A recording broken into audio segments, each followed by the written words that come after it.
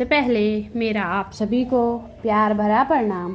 मैं मधु जोशी स्वागत करती हूँ आपका अपने YouTube चैनल मधु गढ़वाली 121 पे। तो दोस्तों, आज की वीडियो में मैं आपको पौष पूर्णिमा की कथा सुनाऊंगी। आप भी मेरे साथ पौष पूर्णिमा व्रत कथा का श्रवण कीजिए। कथा ध्यान पूर्वक और पूरी जरूर सुनिएगा। आज पौष मास की पूर्णिमा तिथि है। सनातन धर्म में प्रत्येक माह में आने वाली पूर्णिमा तिथि का बड़ा महत्व होता है। यह दिन स्नान दान के कार्यों के लिए बेहद मंगलकारी माना जाता है। इसके साथ ही पौष पूर्णिमा के दिन श्री सत्यनारायण भगवान और देवी लक्ष्मी पूजा अर्चना की जाती है। इस दिन पूर्णिमा का व्रत भी रखा जाता है और शाम को चंद्रदेव को अर्घ देकर मान्यता है कि ऐसा करने से जीवन में धन सुख समृद्धि और बरकत आती है। इस साल पौष पूर्णिमा के दिन ही प्रयागराज में महाकुंभ मेले का शुरुआत हो रहा है।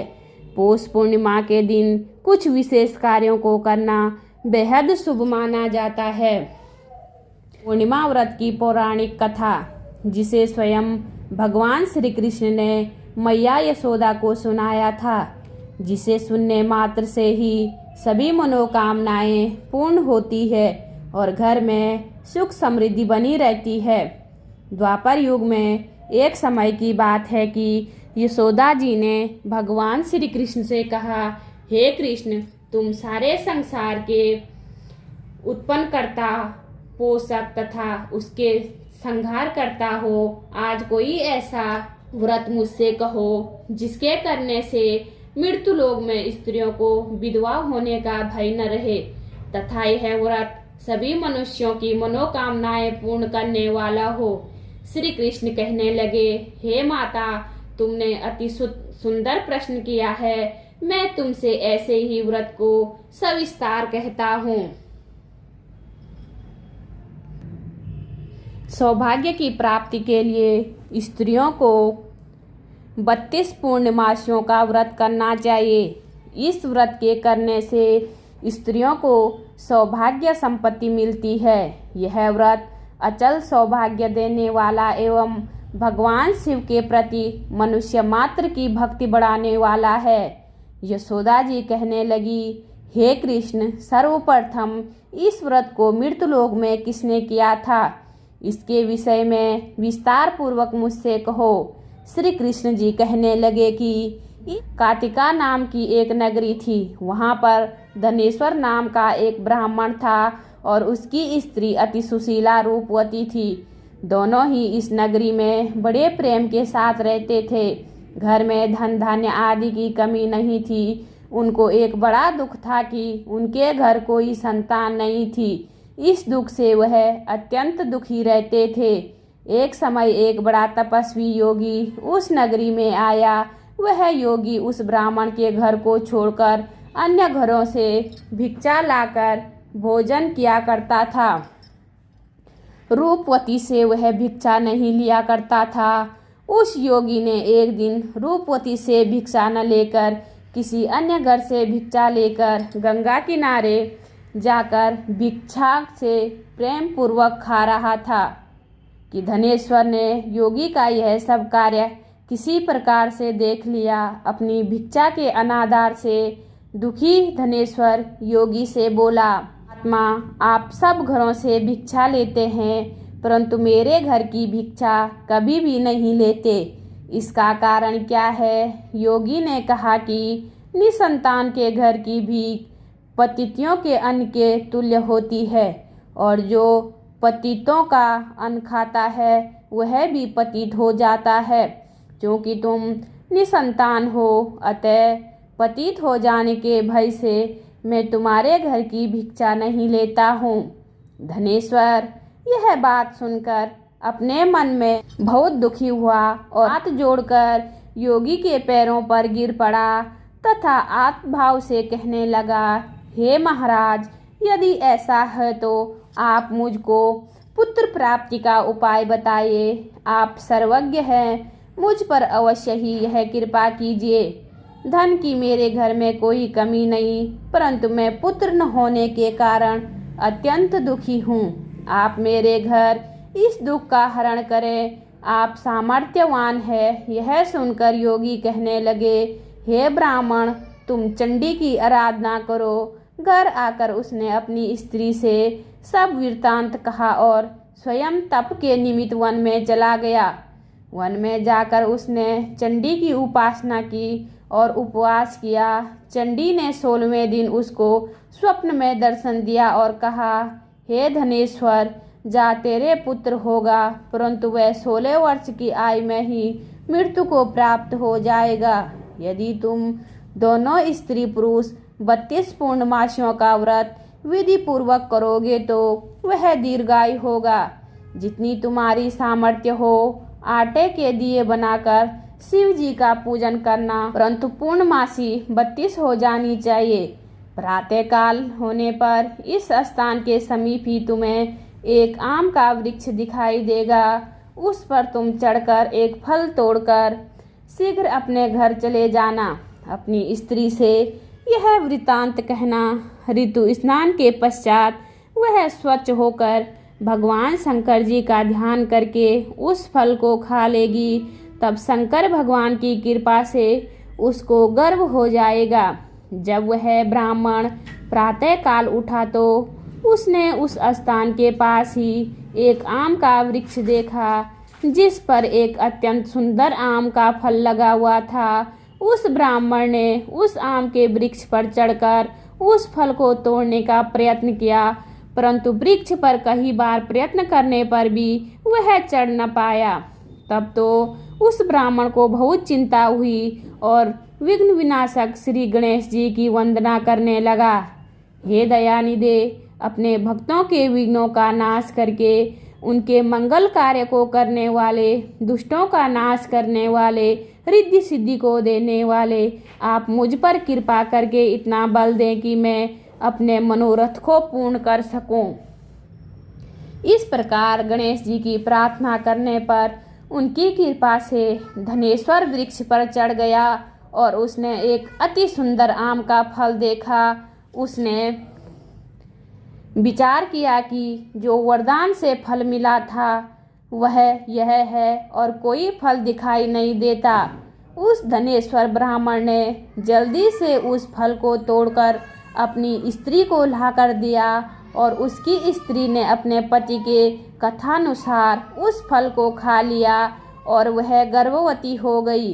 देवी जी की असीम कृपा से उसे एक अत्यंत सुंदर पुत्र प्राप्त हुआ, जिसका नाम उन्होंने देवीदास रखा।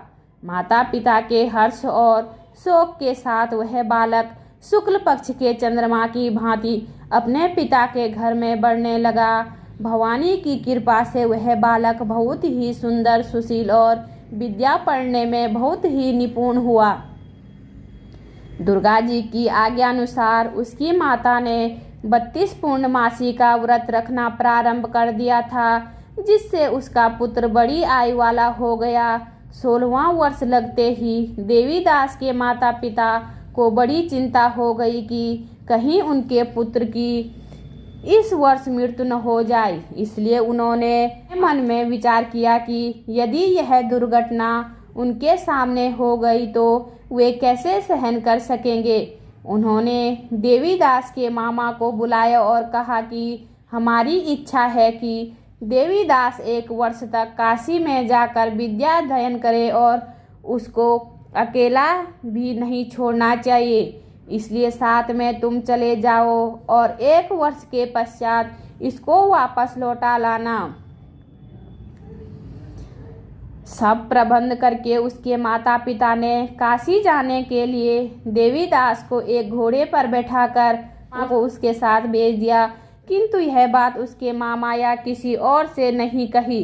धनेश्वर ने सपत्नी अर्थात अपनी पत्नी के साथ अपने पुत्र की मंगल कामना तथा दीर्घायु के लिए भगवती दुर्गा की आराधना और पूर्णमासियों का व्रत करना आरंभ कर दिया। इस प्रकार बराबर 32 पूर्णमासी का व्रत पूरा किया। कुछ समय पश्चात एक दिन वह दोनों मामा और भांजा मार्ग में रात्रि बिताने के लिए किसी ग्राम में ठहर गए। उस दिन उस गांव में एक ब्राह्मण की अत्यंत सुंदरी, सुशीला, विदुषी और गुणवती कन्या का विवाह होने वाला था। जिस धर्मशाला के अंदर वर और उसकी बारात ठहरी थी, उसी धर्मशाला में देवीदास और उसके मामा भी ठहरे हुए थे। संयोगवश कन्या को तेल आदि चढ़ाकर मंडप आदि का कृत्य किया गया तो लग्न के समय वर को धनुवात हो गया। तत्पश्चात वर के पिता ने अपने कुटुंबियों से परामर्श करके निश्चय किया कि यह देवीदास मेरे पुत्र जैसा ही सुंदर है, मैं इसके साथ ही लग्न करा दूं और बाद में विवाह के अन्य कार्य मेरे लड़के के साथ हो जाएंगे। ऐसा सोचकर वह देवीदास के मामा से जाकर बोला कि तुम थोड़ी देर के लिए अपने भांजा को हमें दे दो, जिससे विवाह की लग्न का सब कृत्य सुचारू रूप से हो सके। तब उसका मामा कहने लगा कि जो कुछ भी मधु पर्व आदि कन्यादान के समय वर को मिले वह सब हमें दे दिया जाए तो मेरा भांजा इस बारात का दूल्हा बन जाएगा। यह बात वर के पिता के द्वारा स्वीकार कर लेने पर उसने अपना भांजा वर बराने को भेज दिया और उसके साथ सब विवाह कार्य रात्रि में विधि पूर्वक संपन्न हो गए। पत्नी के साथ वह भोजन न कर सका और अपने मन में सोचने लगा कि न जाने यह कैसी स्त्री होगी। वह एकांत में इसी सोच में गर्म निश्वास छोड़ने लगा तथा उसकी आंखों में आंसू भी आ गए। तब वधू ने पूछा कि क्या बात है, आप इतने उदासीन व दुखी क्यों रहे। तब उसने सब बातें जो वर के पिता व उसके मामा थी उसको बतला दी। तब कन्या कहने लगी कि विवाह के विपरीत हो कैसे हो सकता है। देव, ब्राह्मण और अग्नि के सामने मैंने आपको ही अपना पति बनाया है, इसलिए आप ही मेरे पति हैं। मैं आपकी ही पत्नी रहूंगी, किसी अन्य की कदापि नहीं। तब देवीदास ने कहा, ऐसा मत करिए, क्योंकि मेरी आयु बहुत थोड़ी है। मेरे पश्चात आपकी क्या गति होगी। इन बातों को अच्छी तरह विचार कर लो। परंतु वह दृढ़ विचार वाली थी। बोली कि जो आपकी गति होगी वही मेरी गति होगी। हे स्वामी, आप उठिए और भोजन करिए, आप निश्चय ही भूखे होंगे। इसके बाद देवीदास और उसकी पत्नी दोनों ने भोजन किया। प्रातःकाल देवीदास ने अपनी पत्नी को 3 नई हुई एक अंगूठी दी, एक रुमाल दिया और बोला, हे प्रिय, इसे लो और संकेत समझकर स्थिर चिंत हो जाओ। मेरा मरण और जीवन जानने के लिए एक पुष्प वाटिका बना लो, उसमें सुगंधित वाली एक नव मल्लिका लगा लो, उसको प्रतिदिन जल से सींचा करो और आनंद के साथ खेला कूदा तथा उत्सव मनाओ। जिस समय और जिस दिन मेरा प्राणांत हो, ये फूल सूख जाएंगे और जब ये फिर हरे हो जाएं तो जान लेना कि मैं जीवित हूँ। यह बात निश्चय करके समझ लेना, इसमें कोई संशय नहीं है। यह समझाकर वह चला गया। प्रातःकाल होते ही वहाँ पर गाजे बाजे बजने लगे और जिस समय विवाह का कार्य समाप्त करने के लिए वर तथा सब बराती मंडप में आए तो कन्या वर को भली प्रकार से देखकर अपने पिता से कहा कि यह मेरा पति नहीं है, मेरा पति वही है जिसके साथ रात्रि में मेरा पाणी ग्रहण हुआ था। इसके साथ मेरा विवाह नहीं हुआ है। यदि यह वही है तो बताइए कि मैंने इसको क्या दिया। मधु पर्क और कन्यादान के समय जो मैंने भूषण आदि इन्हें दिए थे उन्हें दिखाइए, तथा रात में मैंने क्या गुप्त बातें कही थी वह सब सुनाइए। पिता ने उसके कथानुसार वर को बुलवाया। कन्या की यह सब बातें सुनकर वह कहने लगा कि मैं कुछ नहीं जानता। इसके पश्चात लज्जित होकर वहां से चला गया और सारी बारात भी अपमानित होकर वहां से लौट गई। भगवान श्री कृष्ण बोले, हे माता, इस प्रकार देवीदास काशी विद्या अध्ययन के लिए चला गया। जब कुछ समय बीत गया तो काल से प्रेरित होकर एक सर्प रात्रि के समय उसको डसने के लिए वहां पर आया।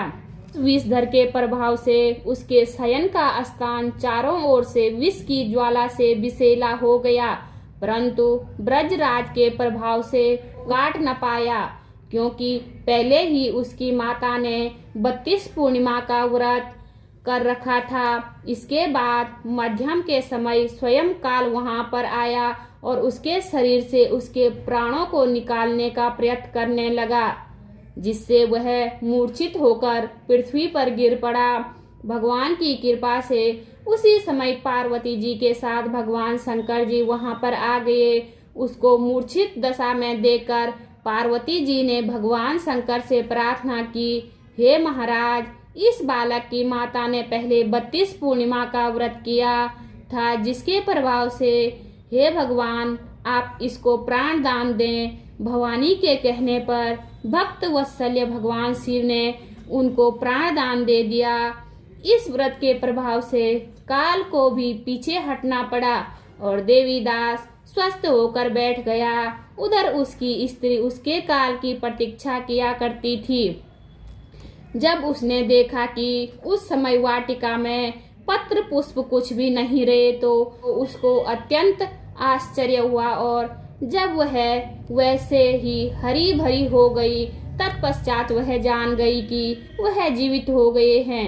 यह देखकर वह बहुत प्रसन्न मन से अपने पिता से कहने लगी कि पिताजी, मेरे पति जीवित हैं, आप उनको ढूंढिए। जब 16वां वर्ष व्यतीत हो गया तो देवीदास भी अपने मामा के साथ काशी से चल दिया। इधर उसके ससुर उसको ढूंढने के लिए अपने घर से जाने वाले ही थे कि तब दोनों मामा भांजे वहां पहुंच गए। उसको आया देखकर उसका ससुर बड़ी प्रसन्नता के साथ अपने घर में ले आया। उस समय नगर के निवासी भी वहां इकट्ठा हो गए और सबने निश्चय किया कि अवश्य ही इसी बालक के साथ इस कन्या का विवाह हुआ था। उस बालक को जब कन्या ने देखा तो पहचान लिया और कहा कि यह तो वही है जो संकेत करके गया था। तदुपरांत सभी कहने लगे कि भला हुआ जो यह आ गया, और सब नगरवासियों ने आनंद मनाया। कुछ दिन बाद देवीदास अपनी पत्नी और मामा के साथ अपने ससुर के घर से बहुत सा उपहार आदि लेकर अपने घर को प्रस्थान किया। अपने गांव के निकट आ गया तो कई लोगों ने उसको देखकर उसके माता पिता को पहले ही जाकर खबर दे दी कि तुम्हारा पुत्र देवीदास अपनी पत्नी और मामा के साथ घर वापस आ गया है। ऐसा समाचार सुनकर पहले तो उन्हें विश्वास ही नहीं हुआ, किंतु जब और लोगों ने भी आकर उनकी बात का समर्थन किया तो उनको बड़ा आश्चर्य हुआ। लेकिन थोड़ी देर में देवीदास ने आकर अपने माता पिता के चरणों में अपना सिर रखकर प्रणाम किया, और उसकी पत्नी ने अपने सास ससुर के चरणों को स्पर्श किया तो माता पिता ने अपने पुत्र और पुत्र वधू को अपने हृदय से लगा लिया और दोनों की आंखों से प्रेमाश्रु बह चले। अपने पुत्र और पुत्र वधू के आने की खुशी में धनेश्वर ने बड़ा भारी उत्सव किया और ब्राह्मणों को भी बहुत सा दान दक्षिणा देकर प्रसन्न किया। श्री कृष्ण जी कहने लगे कि इस प्रकार धनेश्वर 32 पूर्णिमाओं के व्रत के प्रभाव से पुत्रवान हो गया। जो भी स्त्रियां इस व्रत को करती है वे जन्मांतर में वे धत्व का दुख नहीं भोगती और सदैव सौभाग्यवती रहती है। यह व्रत पुत्र पौत्रों को देने वाला तथा संपूर्ण मनोकामनाओं को पूर्ण करने वाला है। 32 पूर्णिमाओं का व्रत करने से व्रती की सब इच्छाएं भगवान शिव जी की कृपा से पूर्ण हो जाती है। बोलिए श्री कृष्ण भगवान की जय। करती हूँ आपको वीडियो पसंद आई होगी। वीडियो पसंद आई तो वीडियो पे लाइक कीजिए, कमेंट कीजिए, अपने दोस्तों के साथ शेयर कीजिए। चैनल पे नए हो तो सब्सक्राइब ज़रूर कीजिए। मैं मधु जोशी मिलती हूँ आपको अगली वीडियो में। तब तक के लिए बाय बाय, धन्यवाद।